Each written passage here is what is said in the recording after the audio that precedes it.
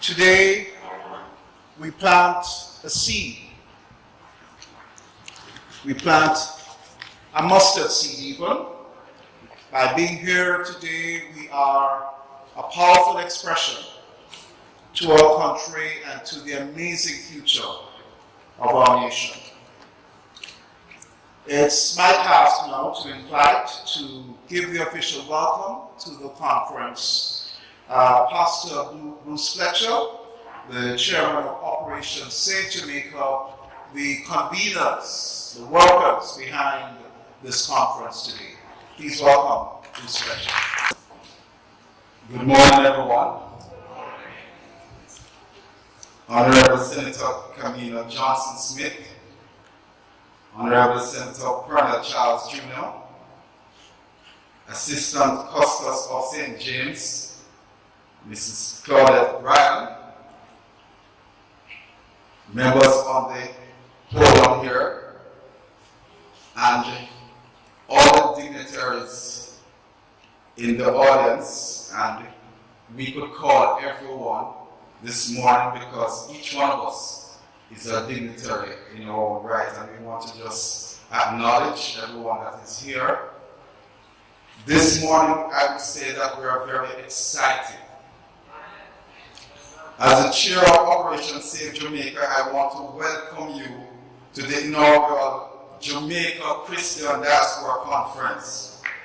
We welcome those who have come from far and near, those who have made the trip all the way from the United Kingdom, and I believe that there are several persons from the United Kingdom here today, those from the US, from Canada, from the Caribbean, and also from other parts of the world, but also welcome those who are from Jamaica and those who are traveling from other parts of Jamaica to Montego Bay. You are here because you believe that this conference is important, and we thank you for making the sacrifice to come. For us, this conference is like the mustard seed that Jesus spoke about in the scriptures. It is small, but the impact over time is significant.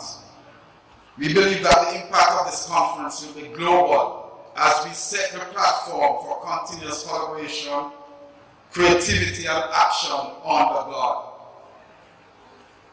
I want to just say that some years ago, a gentleman by the name of Les Isaacs came to Jamaica, and he visited Trenchtown and observed certain persons, pastors and other church workers, working in Trenchtown. And he decided to take a little bit of what he saw there and carry it back to the UK. And when he went there, he called two of us, Bobby Wilmot and myself, to come and share on a program called Guns Off Our Street. And that movement, that's created a movement called Street Pastors. That movement has over 13,000 street pastors in the UK alone, and in 250 boroughs. And it's also gone global, just out of the simple visit of Les Isaacs coming to Jamaica and seeing what was taking place there. I believe that out of this time, we have more Les Isaacs here today, both from Jamaica and from the rest of the region, the rest of the world. And I believe that if we have conversations today, we will leave here not only impacting Jamaica, but will be impacting the regions from where these persons come from. And already I believe that has started as the group in Canada that has met up because of this conference. They have already formed an alliance, and they are looking to see what they can do in Jamaica and also where they are, how to improve the lives of Jamaicans there. And I believe that this conference, we will not only impact Jamaica, not only where Jamaicans are living, but will also impact the world and fulfill part of our pledge where we talk about impacting the welfare of the whole human race. The church has a role in nation building, and the church has played a role especially in education. Since 1962 is when the government really took over education, but the church was one of the main players in education before 1962, and we still continue to do so. Home ownership has also been something that the church has been involved in, and we have VMS here today as a testimony to that fact. As we meet together, the church, government, private sector, public sector, NGO organizations, and others, I believe that we will find some solutions for this nation, this beautiful island of Jamaica. This place that has demonstrated, as small as it is, to have an influence in the world. Let that influence continue, even at this conference, the Jamaica Christian Diaspora Conference, and I welcome everyone to it as we get started. God bless you. The Jamaica Umbrella Group of Churches is represented this morning by the Reverend Edward Galbraith. It's my pleasure to invite him to bring remarks to the conference. Mr. Master of Ceremonies, I believe it is good for me to greet everybody here this morning as brothers and sisters. Although some of us may be politicians and some are pastors and some are teachers, but at the end of the day, it is my hope and trust that all of us are children of God. Amen? The Jamaica Umbrella Groups of Churches, which is constituted by the Jamaica Association of Full Gospel Churches, the Jamaica Evangelical Alliance, the Jamaica Pentecostal Union Apostolic, the Jamaica Union Conference of the Seventh-day Adventists, the Jamaica Council of Churches, the Church of God of Jamaica, and the Independent Churches of Jamaica is pleased to be associated with this inaugural staging of the Jamaica Christian Diaspora Conference.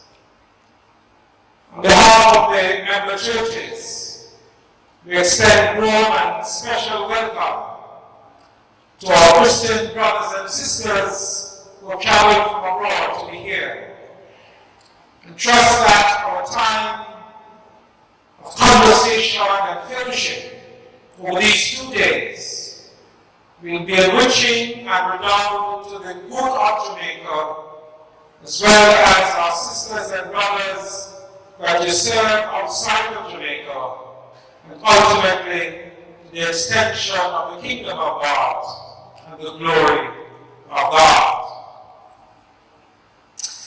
We in Jamaica celebrate the relationship we have developed as the Jamaica Umbrella Groups of Churches over these years, and are pleased to be able to offer a united witness to the Jamaican society. We are pleased that on the first Thursday of every month, leaders of these churches previously named meet at 7:30 a.m. to fellowship and to discuss matters relating to our society. We believe we are stronger and more effective working together. You would have heard, some of you, yesterday, that one of our colleagues, Bishop Lord Edwards, was very instrumental in assisting one of the persons wanted by our security forces to turn himself in. The beautiful thing about that was, as he left his home and traveled to the location where this young man was, he was in touch with all the leaders of the umbrella groups of churches in Jamaica. We communicated with him almost every step of the way. on the wonderful thing called WhatsApp. Thank God for WhatsApp. But it was good that even as he traveled in his vehicle and the police escorted him to the commissioner's office, we were in touch and knew what was happening every step of the way. It was in John 17, 20 to 22, we read where Jesus said, "My prayer is not for them alone. I pray also for those who will believe in me through their message, that all of them may be one. Father, just as you are in me and I am in you, may they also be in us, so that the world may believe that you have sent me. I have given them the glory that you gave to me, that they may be one as we are one." There is power and effectiveness working together. The Jamaica groups of churches look forward to an even deeper and wider relationship as we network with the Diaspora Christian community in advancing the mission of Jesus Christ. While we are faced with some challenges in Jamaica, we celebrate the gracious blessings of God on this beautiful land and nation called Jamaica. We celebrate the thousands of missionaries who have left the shores of Jamaica and have gone to many parts of the world, imparting the gospel of Christ, not only in words, but also in the life they live.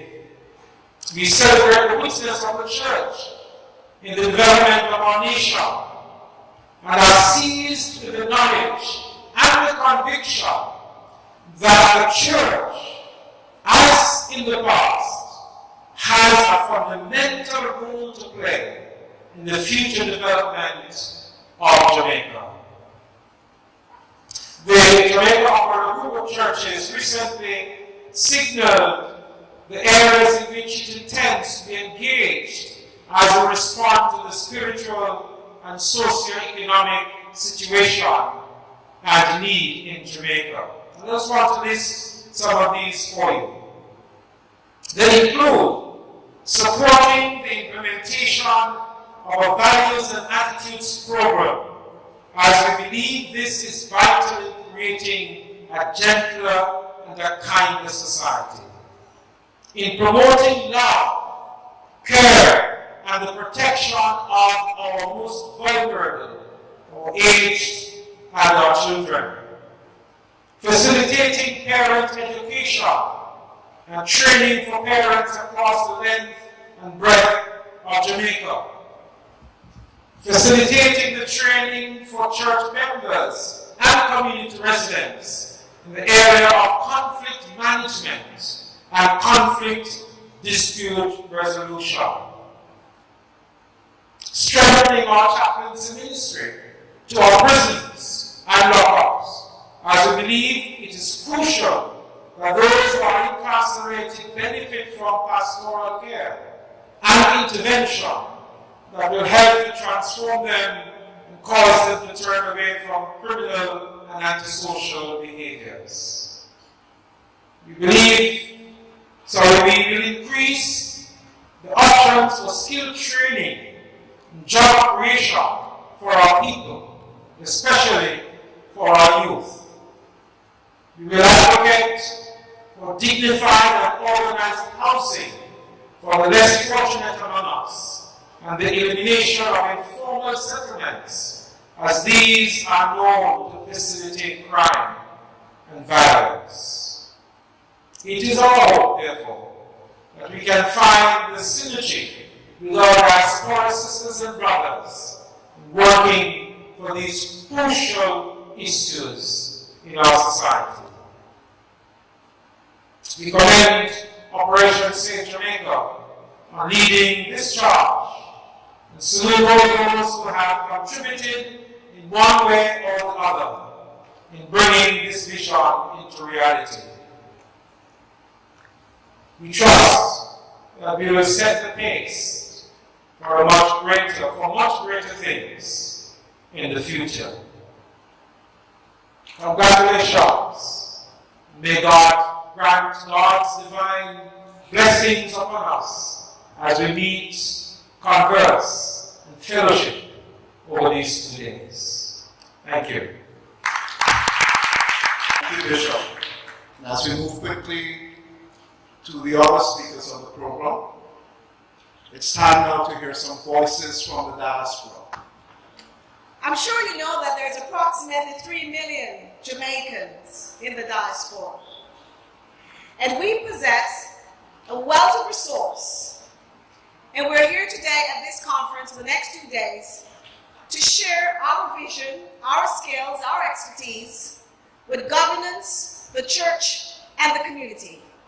We feel it's now time that the church body of Jamaicans overseas partner with the church here in our country, our beautiful island Jamaica, and to ensure that we speak to a Jamaica which is welcoming for everyone to call home. One such person who does this very well, is an advocate for Jamaica wherever he stands in the world, is our own Bishop Wilton Powell, OBE, a Jamaican, a true Jamaican of this soil.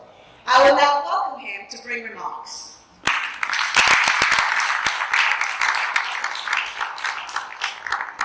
Good morning.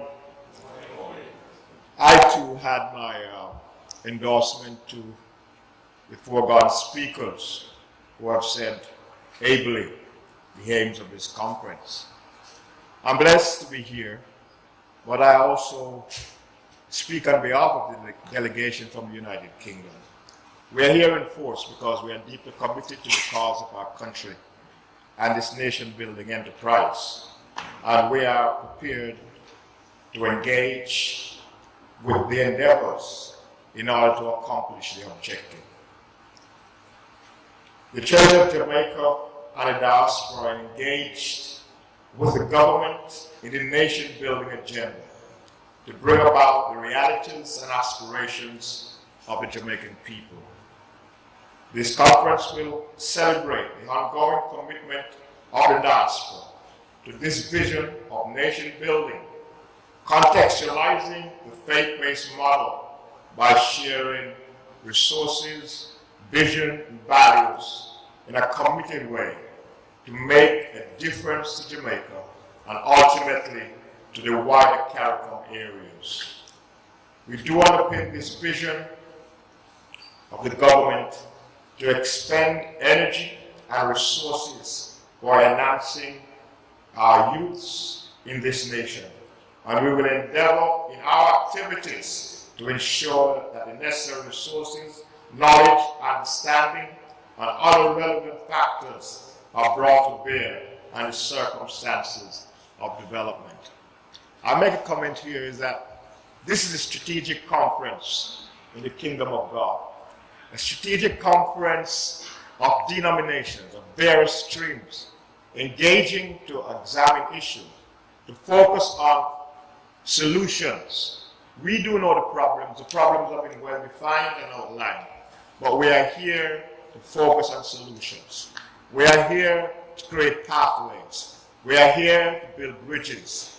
We are here to facilitate the means by which institutions can communicate effectively and to facilitate the government's agenda and the wider aspirations of the people. We are here to ensure that the rural communities, the communities that are left behind, in the developing nations today, we see the rural communities, the agrarian communities, our economy, there's many instances that are left behind. There cannot be a developed nation unless the agrarian community or economy is integrated into the national community and every individual share in the aspiration and delivering the productivity of a nation.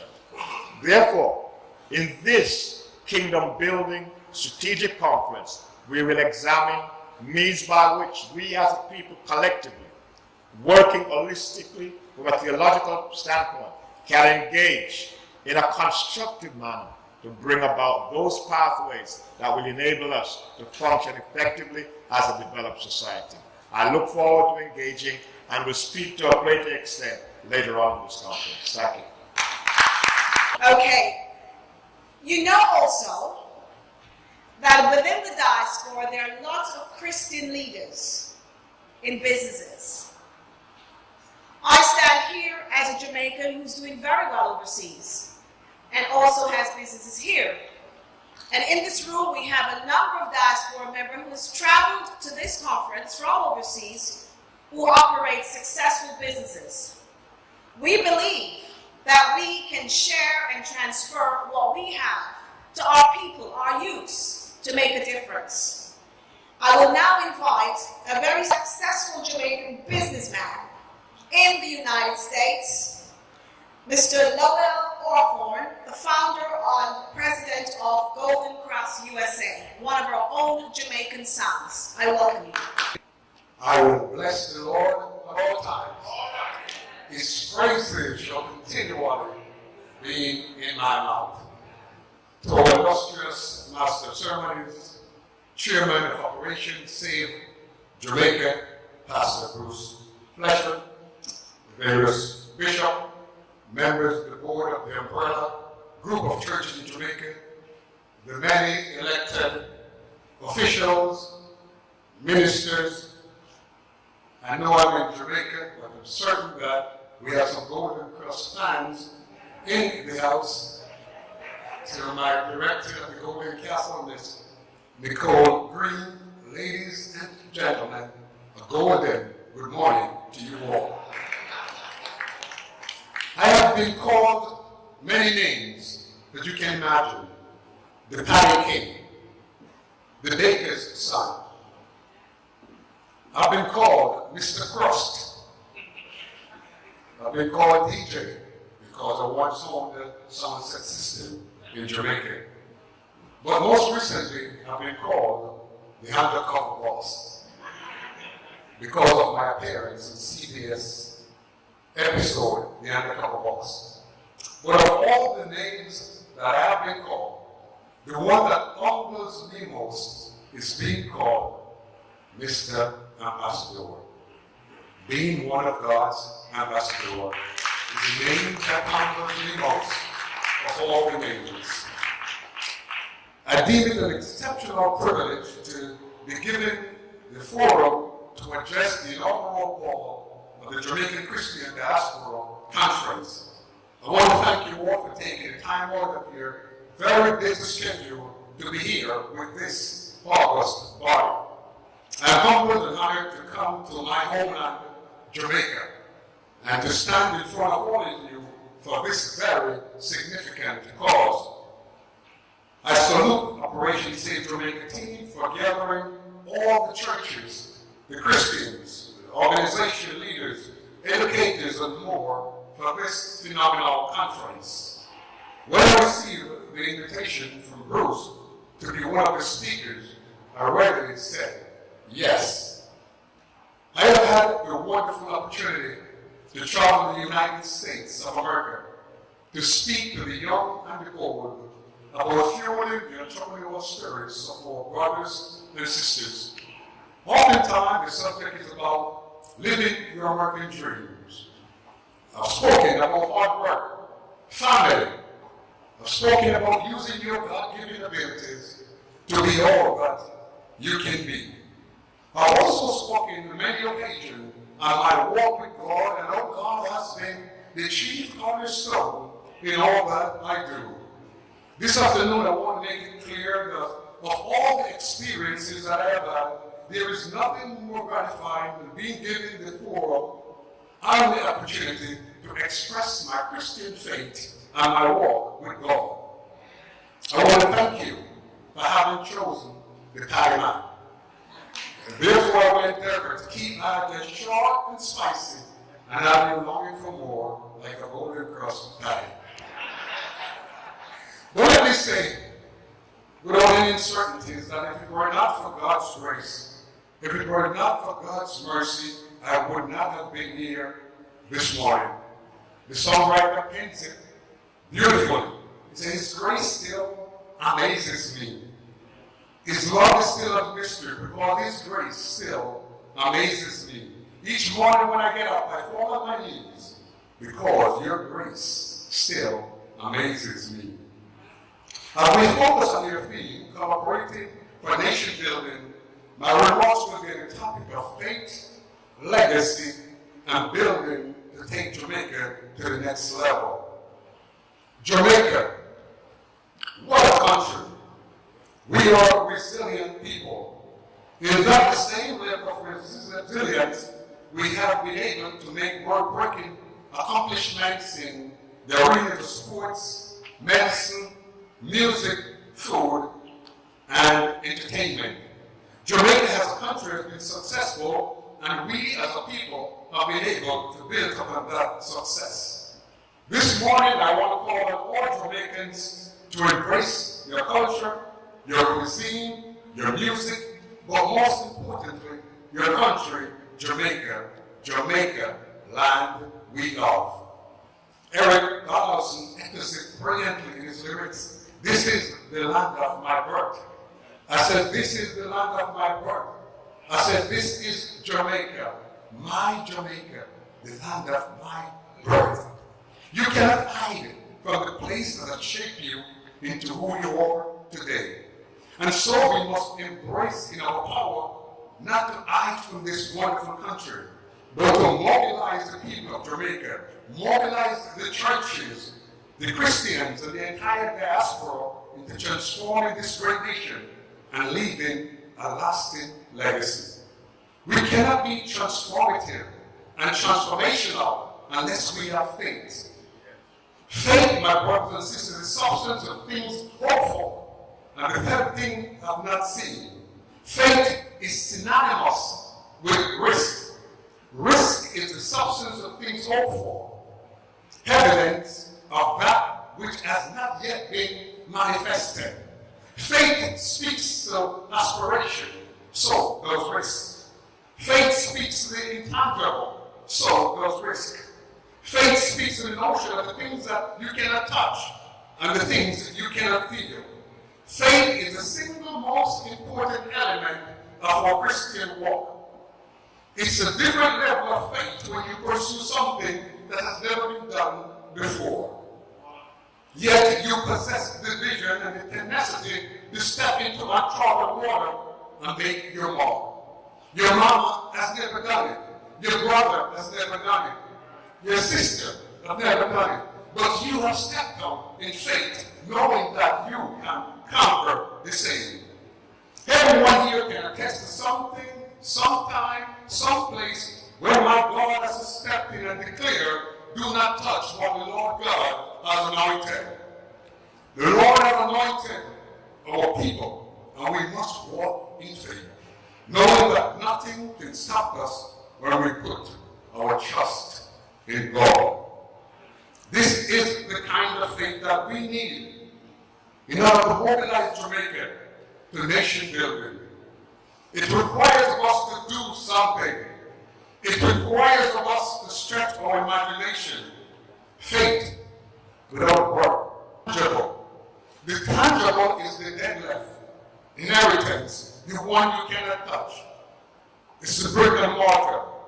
The intangible legacy is the one you can handle. You can't touch it. It's unseen. It's lived with you during your lifetime. It lives after you grace you. Do not get me wrong. There is absolutely nothing wrong with leaving material blessings for your children and the next generation. There is nothing wrong with passing on generational wealth. I want to remind us that the intangible inheritance, that legacy, cannot be corrupted or terminated. When my mother and father passed, they made out of home and operate a bakery in Lawrence, Scotland. None of us had any interest in moving back to that part of the world called home. But as I reflect on my father's favorite word, follow after me as I follow after Christ, I'm reminded that that statement is of paramount importance. When parents can say these words and live by them, when they depart this world, their memory remains deeply inculcated in the fiber of their children's mental capacity for generations to come. A legacy that was built on biblical principles and love and caring.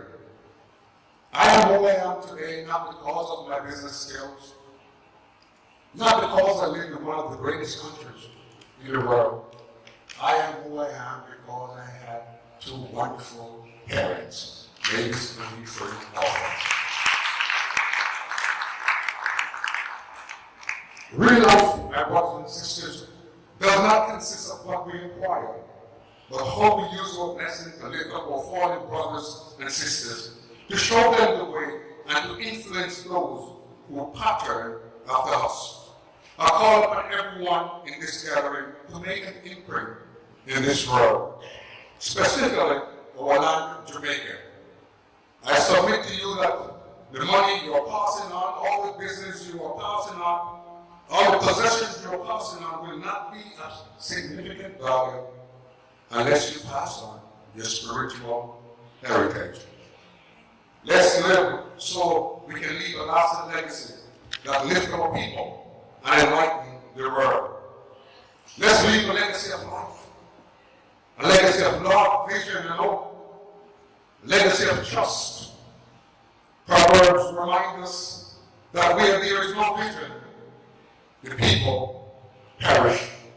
Let's leave a legacy of vision that empowers our people to strive for God's will and to achieve their God-given ability. As I prepared my remarks, I wondered what this country would be like if our decisions were based on biblical principles. If society adopts biblical principles and practices, our prison population would be down. Domestic violence and abuse would be down. We would have peace, happiness, and joy. We could build a better Jamaica and leave a momentous legacy behind. My brothers and sisters, I want to let you know that I was not born with gold spoon or silver platter handed me down. My journey from Jamaica to the United States has been hard and challenging. Many of you have read my memoir that chronicles my journey from Jamaica to the United States. In my short life, I have been a farmer, been a minibus driver. When I arrived in the United States, I searched every corner for the American dream. Like many transplanted Jamaican and Caribbean national, I struggled to raise my family. One day I had this great vision to start the Golden Cross organization. I shared the vision with my siblings. They bought into the idea and concept. And we opened the very first bakery on Gullah Road in the Bronx. Today I'm proud to say the company has established over 130 stores in 9 states.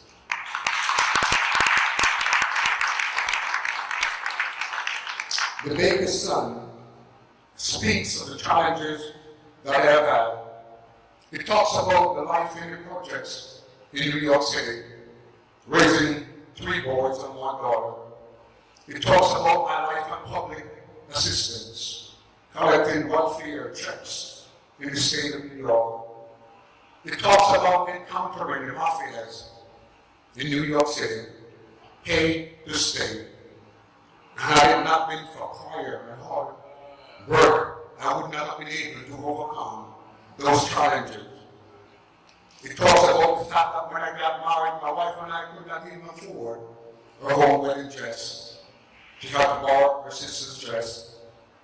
It talks about the fact that I had encountered racism in my home in Westchester County.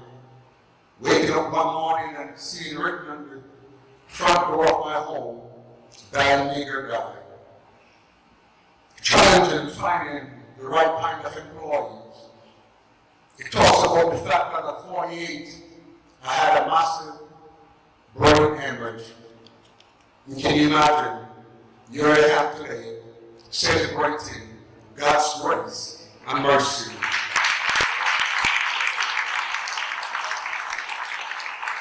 It talks about the paddy crisis. Many of you must be wondering, who could the paddy man had a paddy crisis? Yes, I did. One of the things my dad never taught us is how to make a good Jamaican patties. So I had no idea who could produce paddy. So I was actually buying patties from one of the largest manufacturers of Jamaican patties in the United States. I began to grow the business rapidly. My wife quit her job, my brothers, my sisters, and everyone else. After opening 7 stores and a rapid expansion path, my competitor decided that this guy is growing too fast, and I'm going to stop him in his tracks. I was vacationing in Israel when I got news that my paddy supply has been discontinued. Can you imagine? On the beach, relaxing in Jamaica, someone called you, 7 stores, big business running, and no more paddies. Paddies, that's the mainstay of the organization. I began to panic. I didn't know what to do. But luckily, my father was alive at the time. I called on my father. And my father said, son, relax. Enjoy your vacation. All things work together for good to them that love the Lord. I wonder if Pop knew the impact. Here's he telling me, don't worry about the thing. But what a man of grace, principles, wisdom, knowledge, and a man of great faith. I came back to the United States. I saw my brothers and sisters trying to make patties. Certainly did not like what they were making.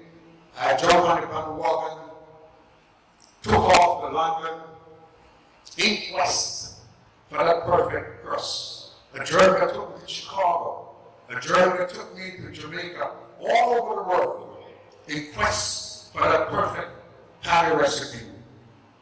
My brothers and sisters, after 9 months of trial and tribulations and ups and downs and heartaches and pain, I became the owner of my own recipe. If we had not stopped our paddy supply, I would not have been here expressing what the power of the paddy can do. Had he not stopped us, I would not have been able to create employment for over 2,000 people. Had he not stopped us, I would not be a franchisor. Had he not stopped us, my paddies would not be able to be on to the entire world. And today I can say, I am proud to say that we are one of the largest producers of Jamaican paddies in the entire United States. The paddies can now be found in the penal system, rehab, the school systems, over 20,000 supermarkets, 33 countries overseas, the United States military, worldwide, and many more institutions. I never would have made it. We don't have the drive, the discipline, the determination, and the desire.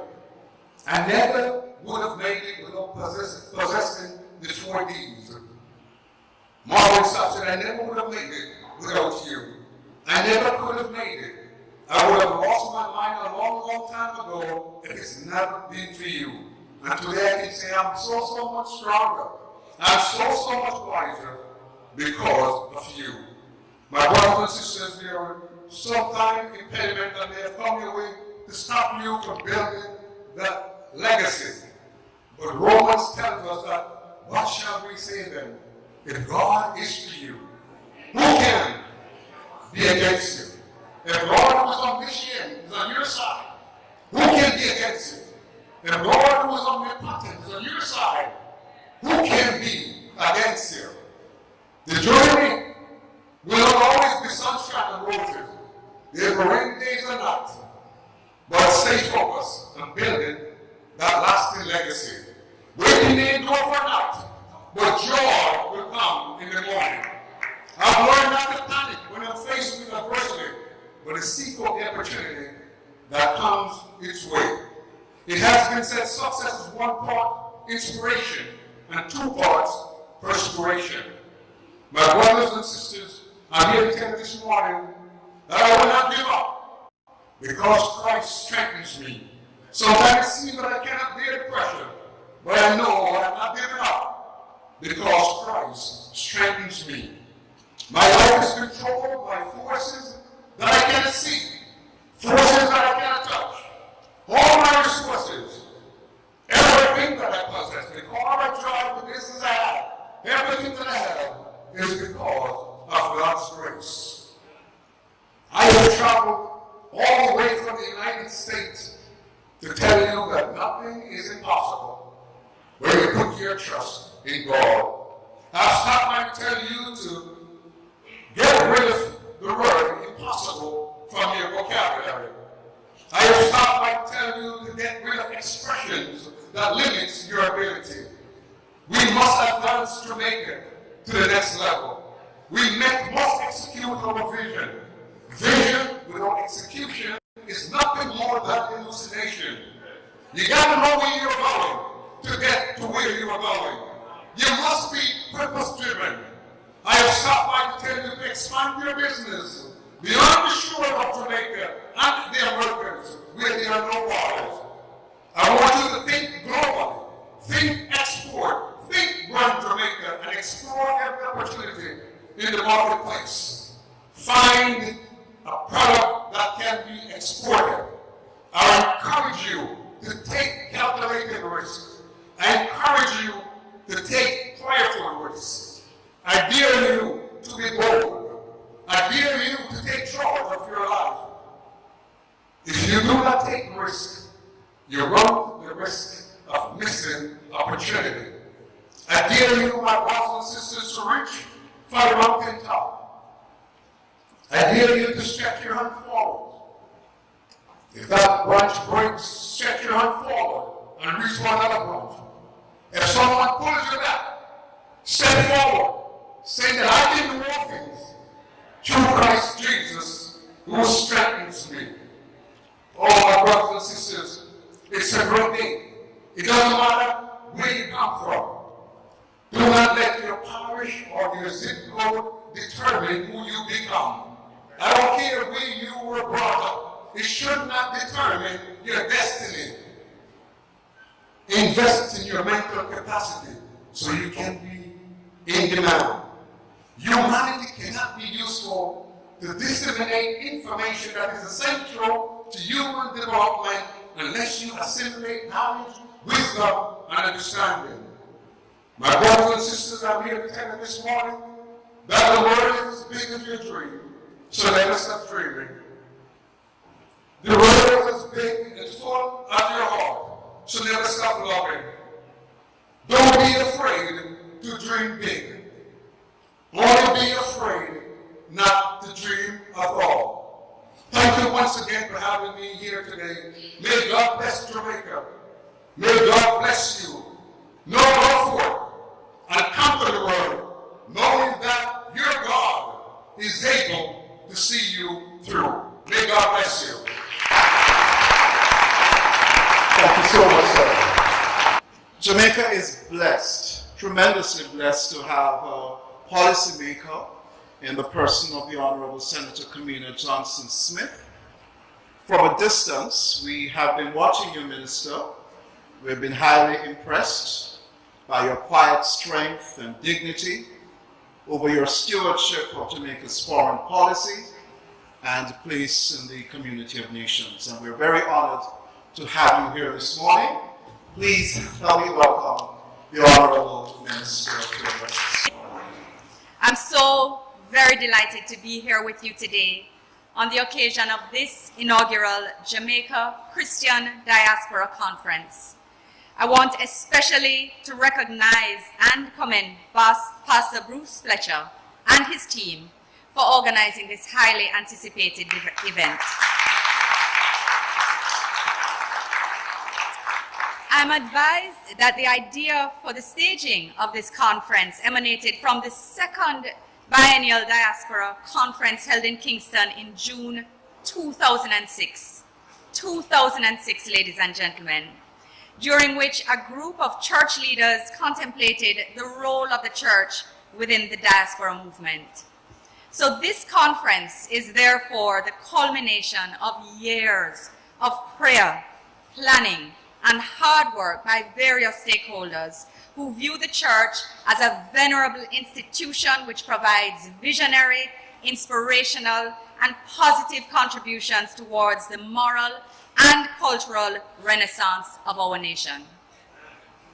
I'm pleased to observe the ecumenical nature of the conference, which is indicative of the unity that exists within the Christian community. Your approach truly embodies the meaning of Psalm 133 verse 1, which states, "How good and pleasant it is when God's people live together in unity." This sense of togetherness and partnership exemplifies the type of cooperation that the government of Jamaica is seeking to forge with our diaspora for the betterment of our nation. The role of the church in Jamaica's history and development can neither be understated nor undervalued. Historically, the church has been a place of refuge and hope for the powerless and most vulnerable in our society. Indeed, as we celebrate our National Heritage Week under the theme, "Our Heritage, Our Legacy, Our Strength," it would be remiss of me to not mention the sacrifices of our national heroes, and in particular, the Right Excellent Paul Bogle and the Right Excellent Samuel Sharp. Both were Baptist ministers who led the Christmas and Morant Day rebellions in 1831 and 1865 respectively, which changed Jamaica's history and placed our nation on a path of self-determination. Today, the church in Jamaica continues to champion the cause of the oppressed and disenfranchised, while at the same time providing leadership and service in the critical areas of health and education, among others.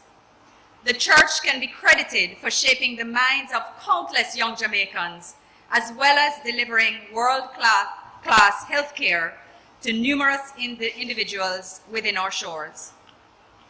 Time will certainly not permit me to list the many schools and hospitals that have been established by the church, but suffice it to say that I am just one of the many grateful beneficiaries of the church's outreach in the area of education, having attended a church-run school.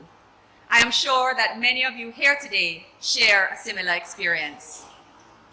Likewise, in the diaspora, the church has been a bedrock and a source of comfort for many Jamaicans who migrated to other lands. The church has helped them to deal with myriad challenges encountered in their adopted countries.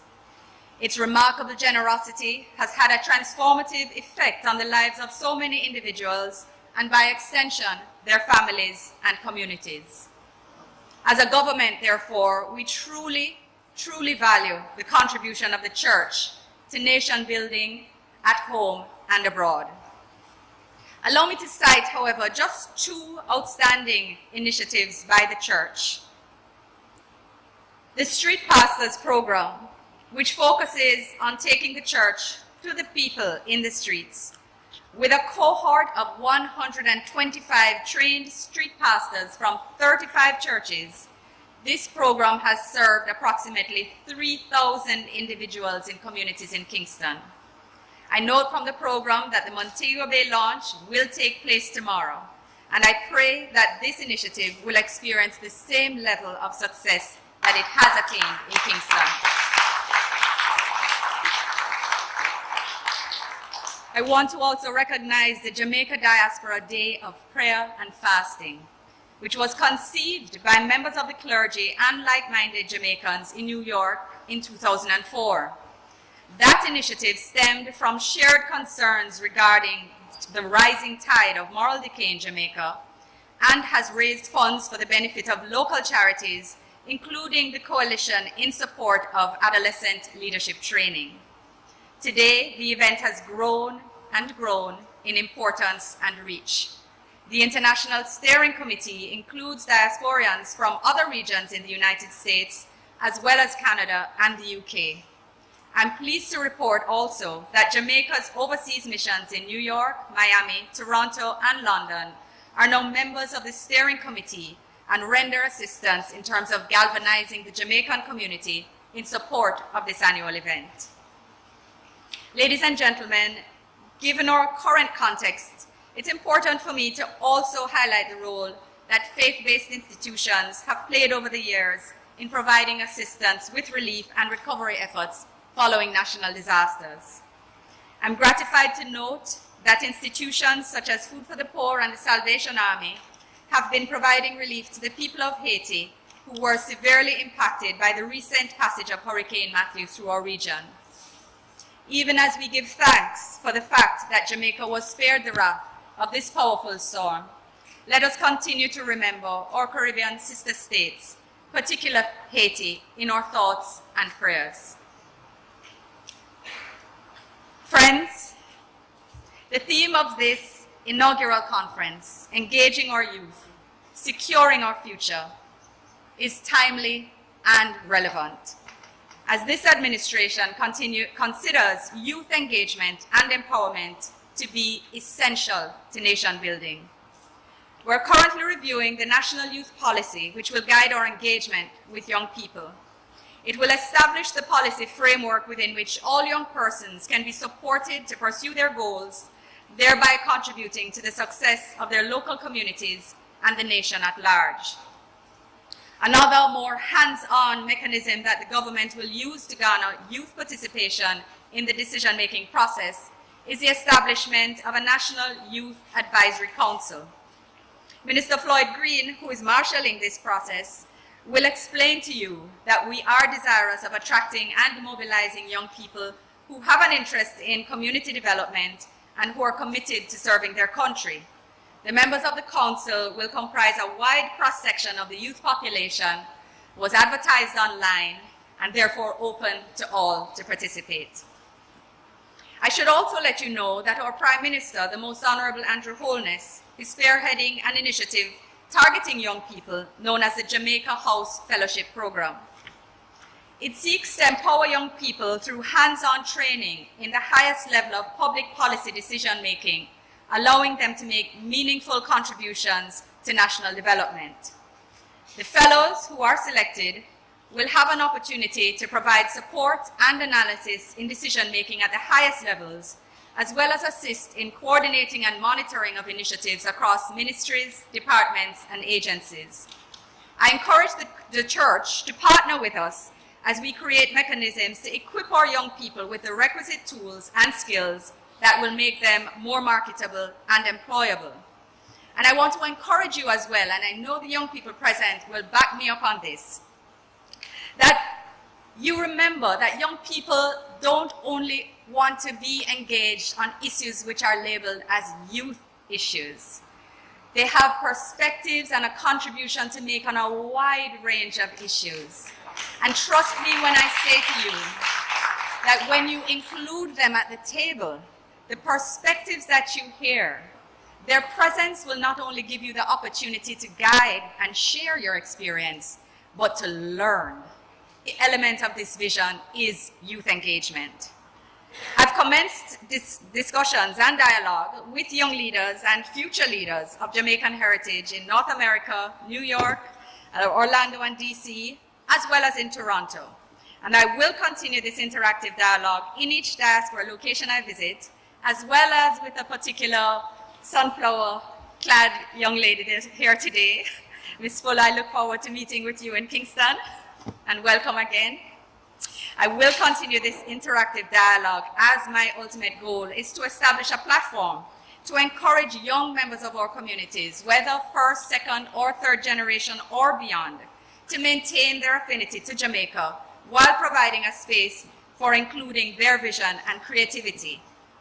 This infusion of youth participation will ensure the sustainability of the diaspora movement, and I look forward to engaging the church, especially those churches in the diaspora, to work together with my ministry and our overseas missions in this regard.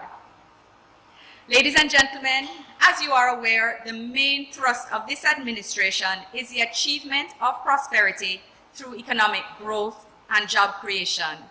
We view this not as an end in itself, but as the sustainable means of uplifting, protecting, and supporting our most vulnerable to all levels. There are many of your members present and elsewhere who have tremendous skills, talent, influence, and resources that can and should be harnessed for Jamaica's development, and who are desirous of using these gifts for the benefit of their homeland. We therefore seek the support of the church community to mobilize your congregants to identify specific ways in which they can contribute to the growth agenda for Jamaica. Jamaica needs all hands on deck as we embark on the journey ahead, and we know you understand this from the scope of stakeholders who are present here today. You would also have been seized of the establishment of a new ministry with responsibility for economic growth and job creation. That ministry has been mandated to create a closer, more cohesive interface between critical public sector entities which have key roles in facilitating a faster and clearer path for investment and business. Accordingly, it's geared towards an innovative and pragmatic approach while reducing bureaucratic barriers to doing business in Jamaica. So I know this is important to the diaspora. It is one of my most heard complaints.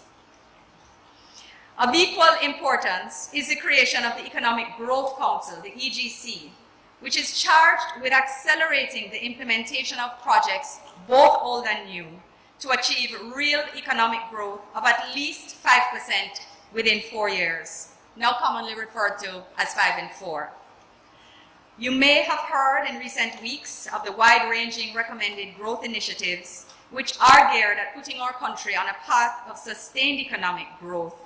And if you haven't, then I would encourage you to go to their Facebook page, which is of course located at facebook.com/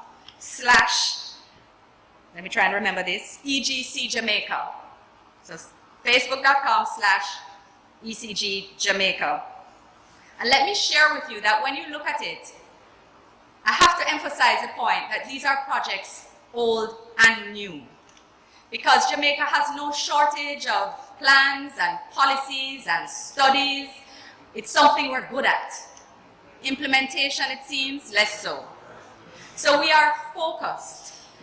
We are focused. The EGC, what they have done is they have gone through the studies and plans and projects and initiatives, dusted some off, created a few, and merged them together to say, if we as a nation engage around these planks of growth, then we're going to make a turnaround.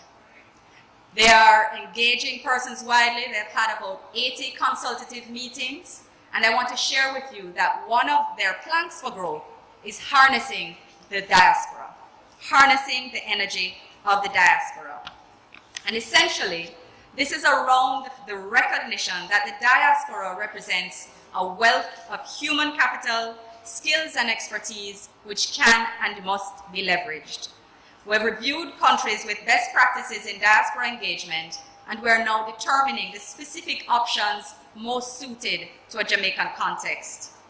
With this in mind, the EGC has recommended, for example, the reconfiguration of the Jamaica Diaspora Foundation into a Global Connect Jamaica, which will serve as a public-private partnership to facilitate, encourage the diaspora to invest in Jamaica. And among the objectives of this entity are to connect Jamaicans in the diaspora in a real and pragmatic way, to promote brand Jamaica globally, to attract investments to Jamaica, reaching to and through our diaspora, rather than conceptualizing of foreign direct investments as something that others must do for us, as part of a partnership in which members of the diaspora can not only give by remittances and philanthropy, but that they too can grow the prosperity of their families by solid investments with Jamaica. Another objective of the entity is to pair leading executives, entrepreneurs, and professionals in the diaspora with their counterparts in Jamaica with a view towards business expansion on both sides.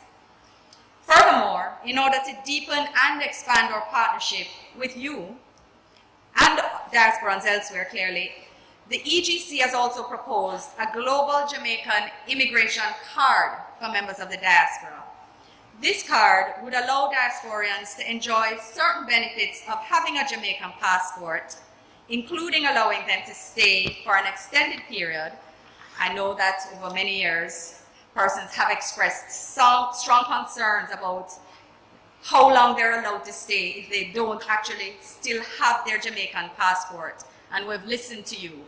So we're looking at amendments to the Immigration Act and trying to develop a card that will allow you, and especially second and third generations and beyond, to be connected through this card, which will give you certain benefits akin to having a passport. And we look forward to announcing when it is finalized for launch. Ladies and gentlemen, we all have an important part to play in the creation of a better Jamaica. One which provides a solid platform for our young people to achieve their loftiest aspirations, thereby securing the future for them and for our beloved nation. As you deliberate on the issues outlined in the program over the next 2 days, it is my sincere hope that the outcomes, as spoken to earlier, will be tangible and achievable. I wish you all a very successful conference. I wish you all God's richest blessings, and I thank you for your time and attention. This conference is being held under the patronage of His Excellency the Governor General, and to deliver his message to us this morning to round out our opening ceremony is the Acting Custos of St. James, Mrs. Claudette Bryan, who I'm pleased to welcome to bring His Excellency.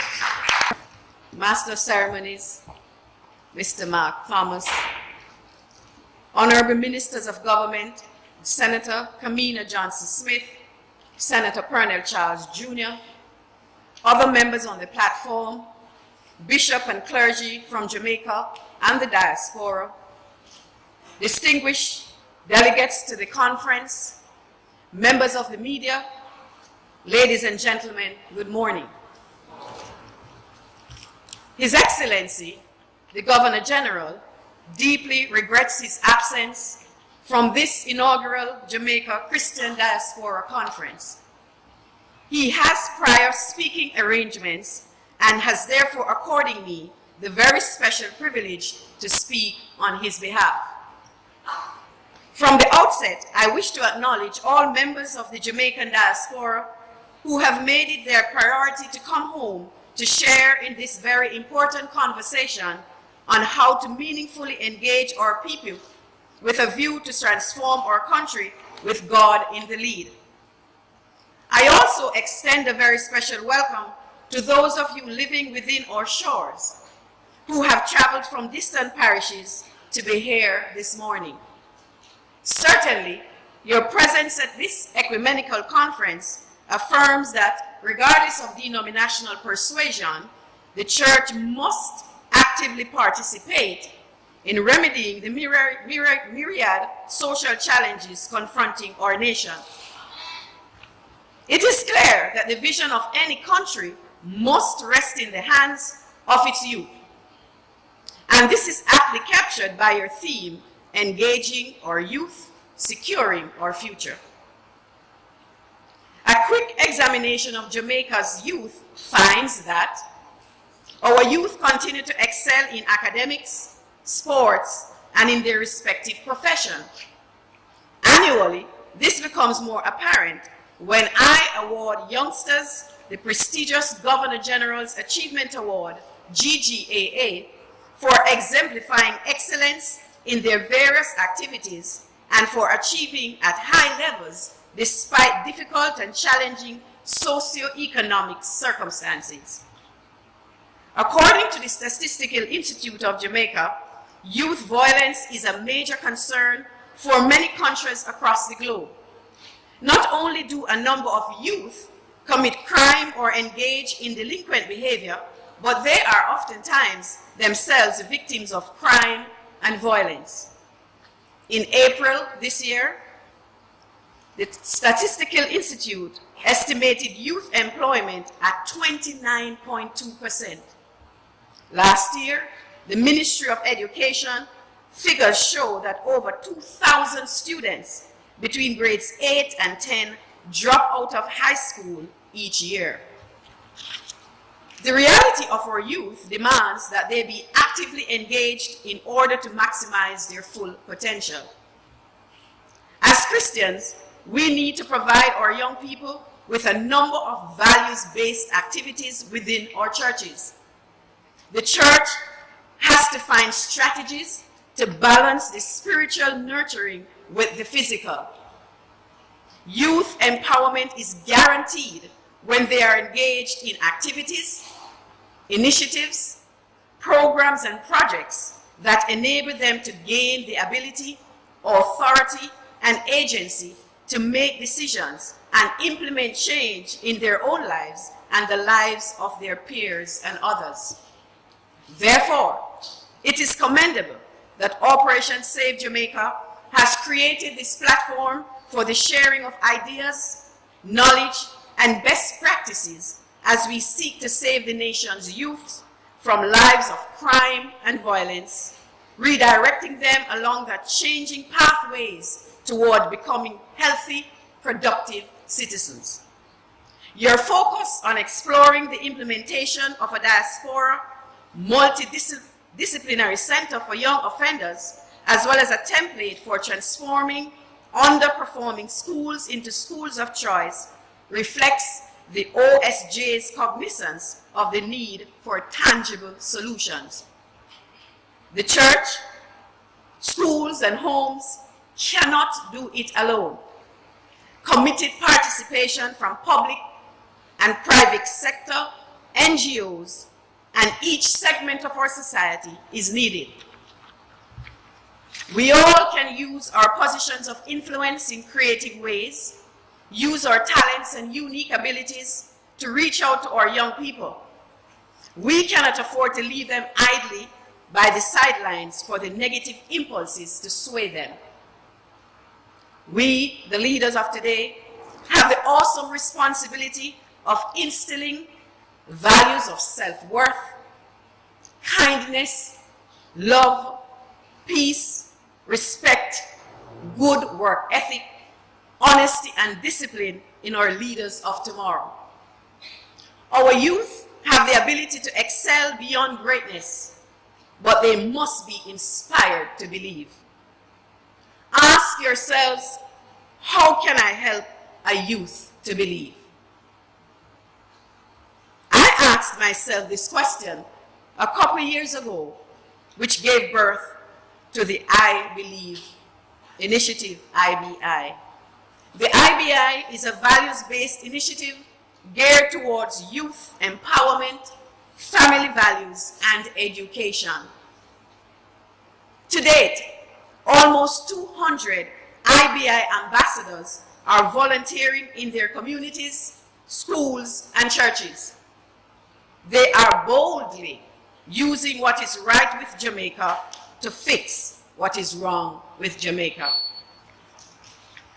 I commend the efforts of Operation Save Jamaica in spearheading the mobilization of churches in the diaspora and Jamaica to address the societal ills confronting our nation.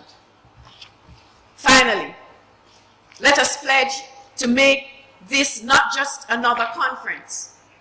Let it be the stimulus to continue collaborating to establish long-term support systems for youth empowerment to enhance national development.